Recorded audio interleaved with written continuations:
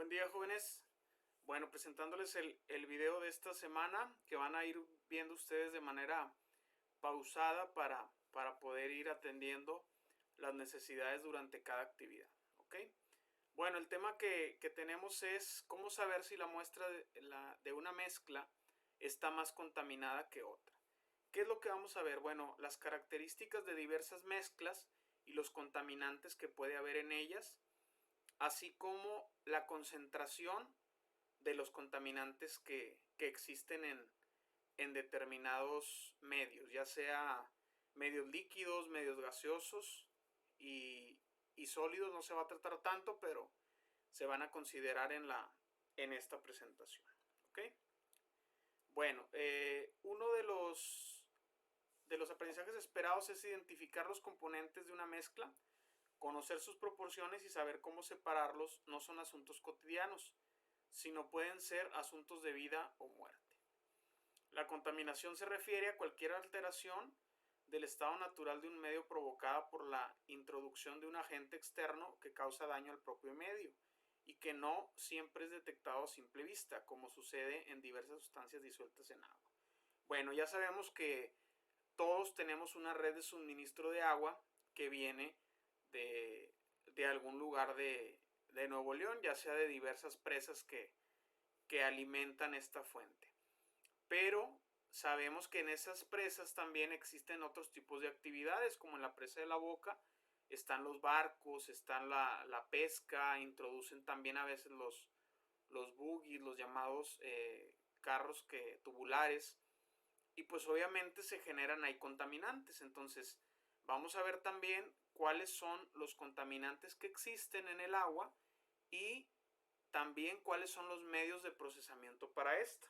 Entonces ahorita en las actividades se van a explicar esto. Entonces la contaminación se refiere a eso, la introducción de agentes externos y que alteran los ecosistemas o por ejemplo los cuerpos de agua. Los componentes de las mezclas como contaminantes. Un material contaminado es una mezcla que entre sus componentes contiene una o más sustancias que le son ajenas. Se le conocen como impurezas o contaminaciones. Es decir, el agua, como la conocemos, el agua como tal, es la que es apta para consumo humano, el H2O. Pero el agua siempre tiene disueltas partículas, ya sea de sales minerales o de algunos otros, como pueden ser hasta metales que existen en ella y que vemos que también tienen efectos nocivos a la salud, y eso tenemos que determinarlo también. Cabe mencionar que no existen sustancias puras al 100%, ya que todas tienen por lo menos una proporción muy pequeña de otras sustancias. En el caso del agua que nosotros bebemos, viene con cloro y viene con algunos otros elementos que no son nocivos a la salud. Es decir, el cloro obviamente no lo podemos tomar del bote del cloro que compra nuestra mamá para hacer la limpieza. Pero hay unas partículas muy pequeñas que después vamos a ver cómo se miden, porque no se miden en porcentaje, sino que cuando son muy pequeñas se les mide por puntos por millón. Es decir, decimos que tenemos 1.000.000 de partículas y cuántas de ellas son las que son ese contaminante, pues van a ser muy minúsculas, ¿ok? En función de todo el porcentaje. Los tipos de impurezas pues son primarias y secundarias, perdón, y así se organizan para poder diversificar lo que vienen siendo estos tipos de contaminantes. Los primarios proceden directamente de la fuente y los secundarios son originados por la reacción de dos o más primarios, es decir, parten de la interacción entre los primarios. ¿Okay? Contaminantes primarios: el óxido de azufre, óxido de nitrógeno, monóxido de carbono, humo y partículas en suspensión, compuestos orgánicos. ¿Cuáles son los contaminantes secundarios? Pues el ozono, sulfatos, ácido sulfúrico, ruido y radiaciones electromagnéticas. Entonces, aquí vamos ahora sí a lo que va a ser las actividades, lo más complicado pudiera ser, donde vamos a ver lo que es la concentración. Obtener la concentración de un contaminante se puede realizar gracias a la ayuda de distintos aparatos, como pueden ser los espectrofotómetros infrarrojo y ultravioleta. Un ejemplo, bueno, tenemos aquí lo que es la contaminación que existe en el ambiente, y pues tenemos la antrópica y tenemos los contaminantes que son naturales, primarios, secundarios, que bueno, ya sabemos que los autos contaminan, la industria contamina, pero también debemos decir que el ser humano, los animales en sí, no con los procesos que hacen, sino con sus procesos fisiológicos, también contaminamos, como el metano, por ejemplo, que es algo que viene en los gases de los animales, en las heces fecales de los animales. Es un gas, por ejemplo, el metano es uno de los más pesados que hay y tiene efectos mucho mayores a lo que es el dióxido de carbono en cuanto al efecto invernadero. Entonces, bueno, un fragmento de aquí dice, para identificar el ozono se emplea un aparato detector de radiación ultravioleta. El ozono es 3 átomos de oxígeno, ¿ok?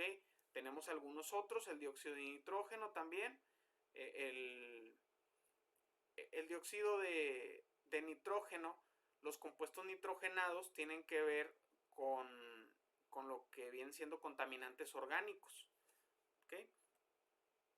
Entonces cabe señalar que el ozono también se localiza en la estratosfera, obviamente sabemos lo que es la capa de ozono, y desempeña un papel importante, pues es una barrera que aminora la penetración de la radiación ultravioleta, pero allá donde está es donde es importante, ¿verdad? Si está aquí en nuestro alrededor, pues puede tener cierto nivel de,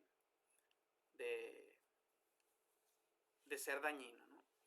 En el caso de los contaminantes sólidos en el aire, su concentración se calcula como el cociente de la masa del contaminante respecto al volumen del aire. Lo que conocemos y que hemos visto últimamente como los puntos IMECA, que tienen que ver con el aire que respiramos, cuándo es bueno salir, cuándo es bueno ir a hacer ejercicio, cuándo tenemos que mantenernos un poquito más resguardados, cuándo de plano no es posible y no es viable salir, ¿ok?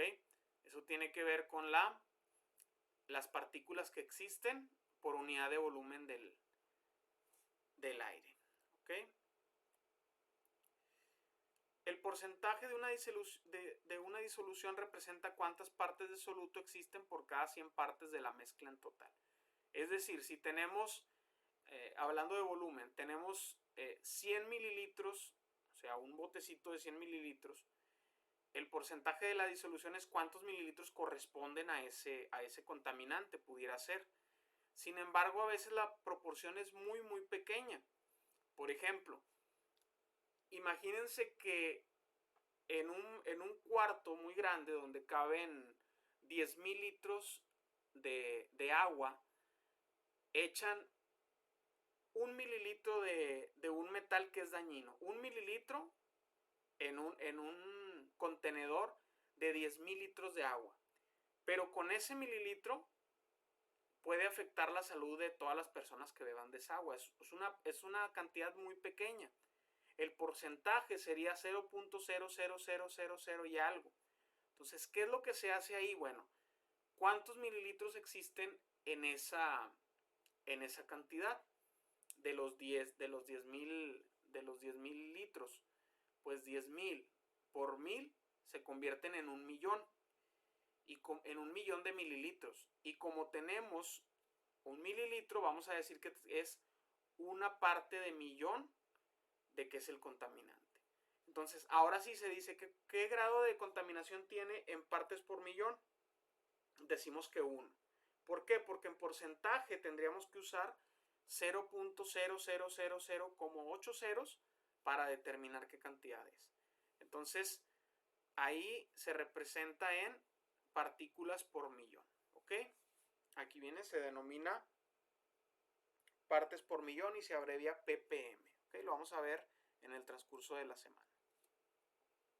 Por otro lado, si se conoce la concentración en porcentaje, para calcular las partes por millón se utiliza la expresión matemática siguiente.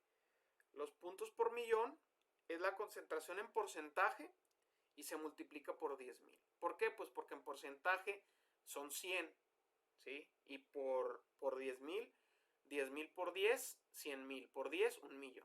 Ahí es donde saca las partes por millón, ¿ok? Al tener los resultados con los grados de contaminación y los efectos que causan, se pueden analizar y comparar con el fin de elegir el mejor método para cuidar el medio ambiente y tu salud. Bueno, el nivel de toxicidad, eso es de algunos elementos. En estas actividades vamos a ver solamente el del plomo y cuál es la toxicidad que puede tener y los efectos. ¿Okay? Otro punto que tiene que ver con la toxicidad es, por ejemplo, los filtros del refri. Lo que hacen es que filtran y también eliminan sustancias como vienen siendo antibióticos, lo que conocemos como antibióticos, ¿no? Efectos como por ejemplo penicilinas, como todo esto, también son filtradas por eso, porque a la larga también obviamente son dañinas. ¿Okay? La exposición que tenemos a cierta sustancia tóxica, pues obviamente el tiempo de exposición aumenta la cantidad que se tiene en contacto con una sustancia. Alguien puede tomar un poquito de una sustancia que tenga un químico y a lo mejor no hace daño, pero si tomamos muy seguido, obviamente a la larga se va acumulando. ¿Sí? Si varias personas ingieren la misma cantidad de un alimento en mal estado, los efectos en cada una son diferentes. ¿Por qué? Pues la respuesta del organismo. ¿Ok? Y bueno, vamos a ver los proyectos, vamos a más que nada al análisis de lo que son los proyectos que vamos a revisar como lo del tratamiento del agua. ¿Ok? Estos son algunos que proponen, pero bueno, va a ser un poco complicado. Entonces, bueno, aquí lo que lo que les quiero sugerir es hacer detenidamente las actividades para poder entender qué es lo que nos están pidiendo, ¿sí? Y entender qué es lo que nos están enseñando también. En función de que es importante conocer los grados de pureza de las cosas, cuáles son los contaminantes y cuáles son las cantidades que la hacen dañino y cuáles no. Pero en esta razón, pues bueno, vamos a trabajar con ellas en cada una. ¿Ok? Bueno, pues sería todo de esta clase. Por otra parte, vamos a iniciar con lo que es la siguiente lección, que es el trabajo de Lavoisier. Y pues solamente son preguntas introductorias para iniciar con ellos la siguiente semana. Entonces espero que les haya sido de utilidad esta clase y pues les deseo que estén bien y que las actividades sean realizadas con éxito. ¿Ok? Un saludo, hasta luego, nos vemos.